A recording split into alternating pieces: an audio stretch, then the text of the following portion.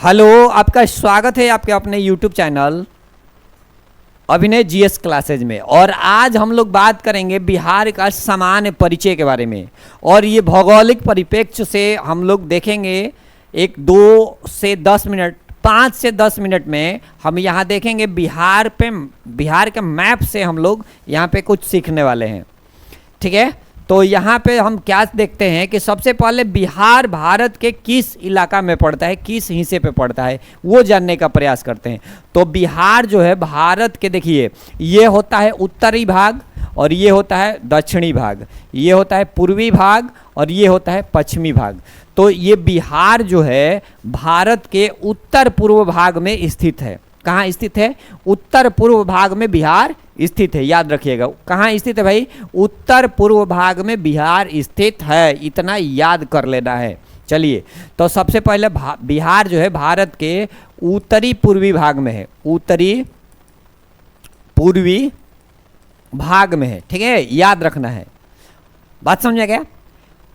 और दूसरा चीज क्या है, इसका भौगोलिक विस्तार। भौगोलिक विस्तार को हम लोग भारत के परिप्रेक्ष्य में जब पढ़ेंगे, ये विश्व के परिप्रेक्ष्य में, तो ये अक्षांश रेखा और देशांतर रेखाएं द्वारा जो है प्रदर्शित की जाती है। और वो अक्षांश रेखा देशांतर रेखा जो होती है वो उसका विस्तार को बताती है। तो सबसे पहले आपको हम बताते हैं, देखिएगा ध्यान से, कि हम पूर्वी देशांतर की बात करेंगे।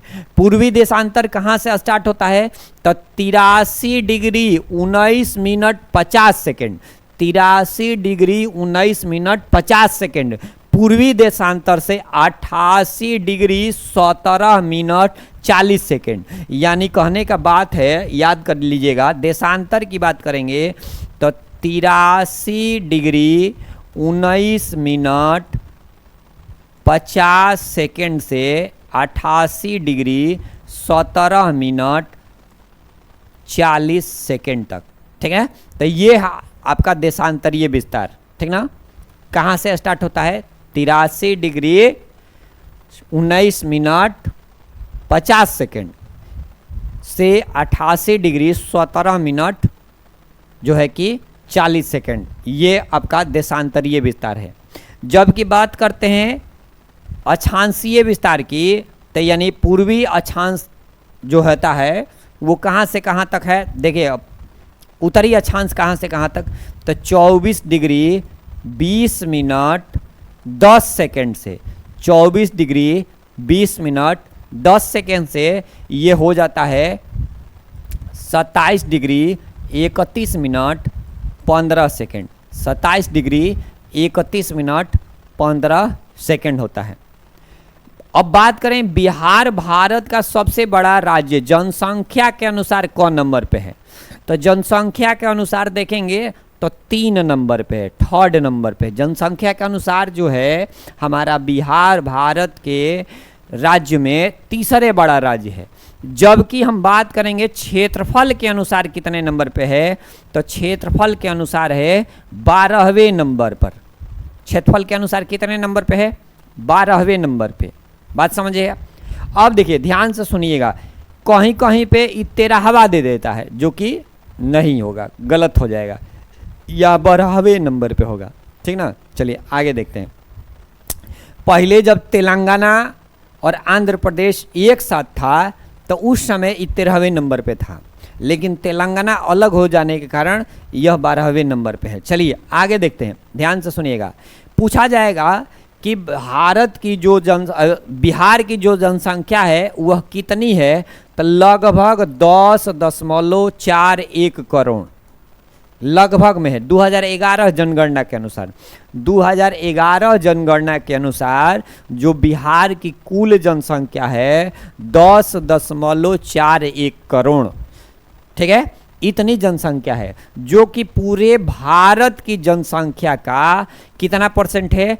तो 8.6%। देखिएगा कितनी जनसंख्या है पूरे भारत के अनुसार देखा जाए तो मात्र 8.6% के साथ बनी हुई है। अगर पूछा जाए कि इसका जो क्षेत्रफल है, बिहार का क्षेत्रफल कितना है, तो याद रखिएगा 94,163 वर्ग किलोमीटर, 94,163 वर्ग मीटर में फैला हुआ बिहार है, जो कि भारत के क्षेत्रफल का 2.86% हिस्से पर अवस्थित है। अगर भारत का ये 100% भूभाग है तो इसमें से 2.86% हिस्सा बिहार में उपलब्ध है। अब देखिएगा, समुद्र तल से इसकी ऊंचाई जब देखी जाती है तो ये होती है 173 फीट। अगर हम मीटर में देखेंगे तो ये हो जाता है लगभग में 53 मीटर। ये कितना होता है? लगभग में 53 मीटर। इतना आपको याद रखना है। बात समझा गया? इतना आपको याद रखना है। क्या क्या बताए? भारत उत्तरी पूर्वी बने का हिस्सा है, उत्तरी पूर्वी भारत का ये बिहार जो है हिस्सा है। अक्षांशीय विस्तार जो होता है 24 डिग्री 20 मिनट 10 सेकेंड से 27 डिग्री 31 मिनट 15 सेकेंड होता है। वहीं जब बात करें पूर्वी देशांतर की, तो पूर्वी देशांतर कहाँ से है? तो 83 डिग्री 19 मिनट 50 सेकेंड से 88 डिग्री 17 मिनट 40 सेकेंड के बीच पड़ता है। पूछा जाएगा बिहार भारत के राज्यों में जनसंख्या के अनुसार कौन नंबर पे है? तो नंबर जो होगा तीसरे नंबर पे होगा। अगर क्षेत्रफल के अनुसार पूछा जाए तो 12वें नंबर पे। तो चलिए आगे अब देखते हैं आगे क्या है। ध्यान से देखिएगा, भारत जो है भारत का पूछ रहा है कि भारत में बिहार का कौन स्थान रहे, सॉरी बिहार का कौन स्थान है भारत में? अगर पूछा जाए तो 12वां स्थान है। किसके अनुसार बताइए? तो क्षेत्रफल के अनुसार। अगर पूछा जाए जनसंख्या के अनुसार कौन सा स्थान है, तो तीसरा स्थान है। जनसंख्या के अनुसार कौन सा स्थान है? तीसरा स्थान है। पूछा जाए बिहार की कुल क्षेत्रफल कितना है, तो 94,163 वर्ग किलोमीटर। 94,163 वर्ग किलोमीटर। पूछा जाए उत्तर से दक्षिण की ओर, ये उत्तर हो गया ऊपर वाला हिस्सा उत्तर, ये हो गया दक्षिण। उत्तर से दक्षिण की ओर कितना किलोमीटर है?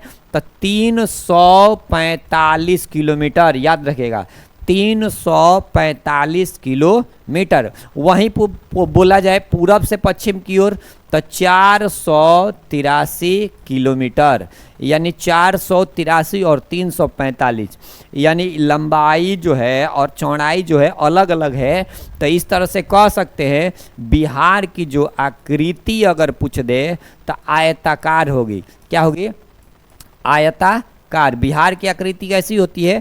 तो आयताकार मानी जाती है। ठीक ना? अब देखिए सीमाएं, यानी इसकी सीमाएं के जगह पे बढ़िया रहता चौहद्दी। चौहद्दी अगर देखा जाए, बिहार की चौहद्दी के बारे में बात करें तो देखिए ऊपर वाला जो इलाका होता है मैप का आप लोग पढ़े हैं, उत्तर होगा और ये हो जाएगा दक्षिण। ठीक है, दक्षिण। और ये हो जाएगा हमारा पश्चिमी भाग, पूर्वी नहीं पश्चिमी भाग है, पश्चिमी भाग है। और इधर हो जाएगा हमारा उत्तरी भाग, पूर्वी भाग, सॉरी पूर्वी भाग, पूर्वी भाग। तो सबसे पहले पूछा है उत्तर में क्या पड़ता है? तो बिहार के उत्तर में पड़ता है नेपाल। बिहार के उत्तर में क्या पड़ता है भाई? तो नेपाल पड़ता है। बिहार के उत्तर में क्या पड़ता है? तो नेपाल। याद रखिएगा बिहार के उत्तर में क्या है? नेपाल। यहाँ से एक और प्रश्न बन सकता है कि बिहार के कितने जिले नेपाल से टच करते हैं? तो देखिएगा, गिनिएगा 1 2 3 4 5 6 7, यानी बिहार के जो 7 जिले हैं नेपाल से टच करते हैं। तो सबसे एक और बात आ जाएगी कि बात क्या आएगी कि भाई कौन कौन जिले हैं? तो देखिए इसको कहते हैं पश्चिमी चंपारण। इसको क्या कहते हैं? पश्चिमी चंपारण। ये दूसरा नंबर पे होगा पूर्वी चंपारण। क्या होगा? पूर्वी चंपारण। ये नेपाल से दोनों चंपारण जो है टच करते हैं। इसके बाद है तीसरे नंबर पे होगा आपको सीतामढ़ी। क्या होगा? सीतामढ़ी। याद रखिएगा सीतामढ़ी। तीसरे नंबर पे क्या होगा? सीतामढ़ी। फिर क्या है? चौथे नंबर पे मधुबनी। मधुबनी याद रखिएगा, नेपाल से जो जो टच है वो बता रहे हैं। पांचवें नंबर पे क्या होगा? सुपौल। पांचवें नंबर पे सुपौल। छठवें नंबर पे अररिया।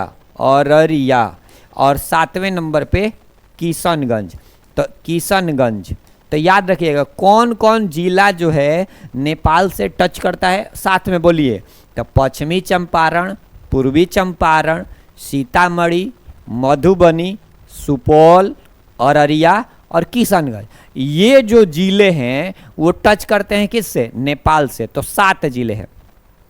अब वही प्रश्न बनता है भाई कि झारखंड जो है बिहार के दक्षिण में पड़ता है, तो ये वाला इलाका जो है वो दक्षिणी इलाका है, और यहाँ जो दक्षिण में, बिहार के दक्षिण में क्या पड़ता है? तो झारखंड पड़ता है। झारखंड बिहार के दक्षिण में है। तो यहाँ से भी प्रश्न बन सकते हैं कि भाई कितने जो जिले हैं, बिहार के कितने जिले हैं झारखंड के साथ सीमा साझा करते हैं? तो देखिएगा ध्यान से, यहाँ है 1 नंबर, 2 नंबर, 3 नंबर, 4, 5, 6, 7, 8, यानी 8 जो जिले हैं। ध्यान सुनिएगा, झारखंड जो है सर्वाधिक जिले साझा करता है। सर्वाधिक जिले कौन साझा करता है? तो झारखंड। अगर पूछा जाएगा सबसे लंबा सीमा कौन साझा करता है? तो नेपाल। कितना? तो 601 किलोमीटर। 601 किलोमीटर सीमा साझा करता है नेपाल। लेकिन सबसे ज़्यादा जिला कौन साझा करता है? तो झारखंड। अब थोड़ा झारखंड कौन कौन जिला साझा करता है उसको भी देख लेते हैं। ये है आपका 1 नंबर पे कैमूर। कैमूर जो है झारखंड से टच है। फिर 2 नंबर पे है रोहतास। रोहतास समझते रहिएगा, याद करना है। 3 नंबर पे औरंगाबाद, नाम सुनिएगा फिर मिला लीजिएगा, औरंगाबाद। 4था नंबर पे है गया। 5वां नंबर पे है नवादा। 6ठे नंबर पे है जमुई। 7वें नंबर पे है आपको, जमुई के बाद बांका पड़ता है, बांका कहा जाता है, बांका। और 8वें नंबर पे है भागलपुर। तो ये जो है भागलपुर, इतने जो जिले हैं 8 जिले, वो सीमा साझा करते हैं किसके साथ? तो झारखंड के साथ। अब है पूरब में चलते हैं। तो पूरब में पड़ता है आपको पश्चिम बंगाल। ये पूरब चीज़ है, यहीं पे पड़ता है पश्चिम बंगाल। पूरब यानी बिहार का जो पूर्वी भाग है वो पश्चिम बंगाल के संपर्क में है, यानी बिहार के पूरब में कौन है? पश्चिम बंगाल। तो उनसे कौन कौन जिला साझा करता है ये भी देख लेते हैं। तो 1 नंबर पे तो किशनगंज, 2 नंबर पे पूर्णिया, 2 नंबर पे कौन होगा? पूर्णिया। और 3 नंबर पे हमारा कटिहार। तो जो कटिहार है, पूर्णिया है और किशनगंज है, वो पश्चिम बंगाल से सीमा साझा करती है। तब पूछा जा सकता है कि सबसे ज़्यादा जिला साझा करने वाला कौन राज्य है? कौन राज्य है बताइए? तो वो है आपको झारखंड। सबसे कम जिला साझा करने वाला कौन है? तो वो है आपको पश्चिम बंगाल। याद रखिएगा, कौन है? पश्चिम बंगाल। याद रखिएगा। कम कितना? तो 3। ज़्यादा कितना? तो 8। अब एक लास्ट बता, पश्चिम में भाई, पश्चिम में कितने जिले हैं जो साझा कर रहे हैं? आइए देखते हैं। तो 1 नंबर पे आपको पूर्वी चंपारण, 2 नंबर पे इसको बोलते हैं गोपालगंज। क्या बोलते हैं? गोपालगंज। 3 नंबर पे ये है सिवान। क्या नाम है? सिवान। और देखिए यहाँ से ये भी टच करता है जिसका नाम है सारण। ये है सारण के बाद है भोजपुर, ठीक ना। अब भोजपुर के बाद है बक्सर, अब बक्सर के बाद है कैमूर, ठीक ना, कैमूर। तो 1 2 3 4 5 6 7 यानी 7 जो जिले हैं साझा करते हैं किससे? तो उत्तर प्रदेश से। भाई पश्चिम में क्या है? उत्तर प्रदेश। तो उत्तर प्रदेश से 7 जिला, ठीक ना। 8 जिला झारखंड से, 7 जिला नेपाल से और 3 जिला जो है पश्चिम बंगाल से सीमा साझा करती है, ठीक है। तो इतना सीख गए, किसी को दिक्कत है? नहीं होनी चाहिए। अब देखिए अब क्या है, कह क्या रहा है, ध्यान से सुनिएगा। क्षेत्रफल के दृष्टि से सबसे बड़ा जिला कौन है? तो भाई क्षेत्रफल के दृष्टि से सबसे जो बड़ा जिला हो जाएगा वो होता है आपको, नाम बताइए। क्षेत्रफल के दृष्टि से सबसे बड़ा जिला कौन होगा? तो पश्चिमी चंपारण। क्या होगा? पश्चिमी चंपारण। याद रखेगा, पश्चिमी चंपारण। अगर वहीं पूछ दिया जाए क्षेत्रफल के दृष्टि से सबसे छोटा जिला, तो क्षेत्रफल की दृष्टि से सबसे छोटा जिला शिवहर है। शिवहर, शिवहर याद रखिएगा, सबसे छोटा जिला है, सबसे छोटा जिला शिवहर है। ठीक है, फिर क्या है, सबसे दक्षिण में कौन है, तो सबसे जो दक्षिण में होता है वो गया होता है। कौन होता है, गया। सबसे दक्षिण वाला जिला कौन है, गया है, सबसे दक्षिण में। पूछता है सबसे उत्तरी जिला, तो देखिए सबसे दक्षिण में है कौन, तो गया। सबसे उत्तर में है तो पुनः एक बार हो जाएगा पश्चिमी चंपारण, पश्चिमी चंपारण याद रखिएगा, कौन जिला हो जाएगा, पश्चिमी चंपारण। और सबसे पश्चिम में जिला तो कैमूर हो जाएगा, सबसे पश्चिम में जिला तो क्या हो जाएगा, कैमूर याद रखिएगा। सबसे पश्चिम में जिला कौन हो जाएगा, तो कैमूर। अगर वहीं पूछा जाए कि सबसे पूरब में जिला कौन होगा, तो किशनगंज। सबसे पूरब में कौन है, तो किशनगंज याद रखिएगा, यहाँ पे याद रखिएगा किशनगंज। ये जो है आपको सबसे पूरब में पड़ता है, याद रखिएगा। सर्वाधिक वर्षा वाला जिला तो ये भी किशनगंज होगा। सबसे ज़्यादा जो वर्षा होती है, पानी जो होती है वो कहाँ होती है, तो किशनगंज में। बाढ़ से जो है हमेशा त्राही माम रहता है हर एक साल। सबसे न्यूनतम जो वर्षा वाला जिला है ये है औरंगाबाद, औरंगाबाद। वैसे देखा जाए कैमूर जो है, रोहतास, औरंगाबाद, गया, ये सारे क्षेत्रों में वर्षा जो होती है कम होती है, जबकि अररिया, पूर्णिया, ये सब जो इलाका है, कटिहार, ये सब इलाका जो है ये हमेशा बाढ़ से ग्रसित रहता है।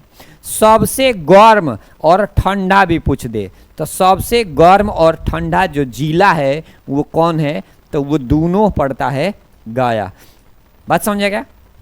और आज हम बिहार का जो है कि खाली मैप लेंगे और खाली मैप के थ्रू हम भरने का प्रयास करेंगे, और साथ साथ आप भी प्रयास कीजिएगा भरने का। और अगर उसको आप भर लेंगे तो कम से कम एक चीज़ हो जाएगा, कौन जिला कहाँ है माइंड में बैठ जाएगा, तो बिहार के बारे में आगे पढ़ने में हमको आसानी होगी। तो आइए एक छोटा सा हम लोग बिहार का खाली मैप लेते हैं और देखते हैं उसको हम लोग कितना भर पाते हैं। और साथ साथ भरिएगा, आप भी साथ में भरिएगा तो ठीक रहेगा। चलिए, तो खाली मैप कहाँ है भाई, बिहार का खाली मैप ये है। हमारा खाली मैप निकल चुका है, इसको बड़ा करते हैं। इतना बड़ा करेंगे कि आपको दिखाई दे, बस ठीक है, दिखाई दे रहा है प्रॉपर। अब हम चलते हैं इसको भरने का प्रयास करने। भरने का उद्देश्य क्या है, हमको जिला एकदम याद हो जाना चाहिए, यही पर्पस है। जिला, बिहार का मैप अगर हमको अच्छा पकड़ बनाना है तो पहले, सबसे पहले इस खाली मैप को भरने आना चाहिए, सबसे प्राथमिकता है। तो चलिए अब हम शुरुआत कहाँ से करेंगे, नीचे वाले पोर्शन से भी कर सकते हैं, ऊपर वाले पोर्शन से भी कर सकते हैं, जहाँ से आपको अच्छा लगे। तो शुरुआत हम करेंगे अपने बक्सर से, क्योंकि हमारे जिला जो है, हमारा जिला का जो नाम है बक्सर है, यहीं से शुरू करते हैं। चलिए कैमूर से शुरू करते हैं, एक साइड से। ये है कैमूर, आपको याद रखिएगा कैमूर है। कैमूर के बाद पड़ता है रोहतास, ठीक ना, रोहतास। यहाँ पे पड़ता है औरंगाबाद। बहुत सारे लोग आपको ट्रिक भी सिखाएंगे, ट्रिक के माध्यम से भी आप याद कर सकते हैं, उसमें कोई दिक्कत नहीं है। औरंगाबाद के बाद यहाँ पे पड़ता है आपको गया, ठीक है। गया के बाद आपको पड़ता है नवादा, नवादा, ठीक है। नवादा के बाद पड़ता है यहाँ पे जमुई, जमुई, ध्यान दीजिएगा। जमुई के बाद पड़ता है बांका, बांका, और बांका के बाद पड़ता है भागलपुर, भागलपुर, याद करिएगा। भागलपुर के बाद पड़ता है कटिहार, कटिहार के बाद पड़ता है पूर्णिया, पूर्णिया के बाद पड़ता है किशनगंज, किशनगंज, ठीक है। किशनगंज के बाद पड़ता है अररिया, एक मिनट, अररिया, अररिया के बाद पड़ता है सुपौल, और सुपौल के बाद जो पड़ता है वो पड़ता है मधुबनी, मधुबनी, ठीक है। मधुबनी के बाद यहाँ पे जो पड़ता है सीतामढ़ी, सीतामढ़ी, ठीक ना, मढ़ी होगा सीतामढ़ी। और ये पड़ता है पूर्वी चंपारण, ठीक ना, पूरा नहीं लिखाएगा इसमें। और ये पड़ता है पश्चिमी चंपारण, ठीक है। और यहाँ पड़ता है गोपालगंज, गोपालगंज। और यहाँ पड़ता है सिवान, और सिवान के बाद पड़ता है सारण, सारण के बाद पड़ता है भोजपुर, भोजपुर। अब भोजपुर के पास बाद पड़ता है बक्सर। तो देखिए लास्ट कर दिए, यानी हमने बाउंड्री बना दिया, चारों ओर से जो जिले थे उनको हमने यहाँ पे बना दिया। अब चलते हैं फिर से हम लोग शुरू करते हैं जहाँ से आगे बढ़ा जा सकता है, ठीक है। तो भोजपुर के बाद पड़ता है पटना, पटना के जो नीचे पड़ता है ये है जहानाबाद,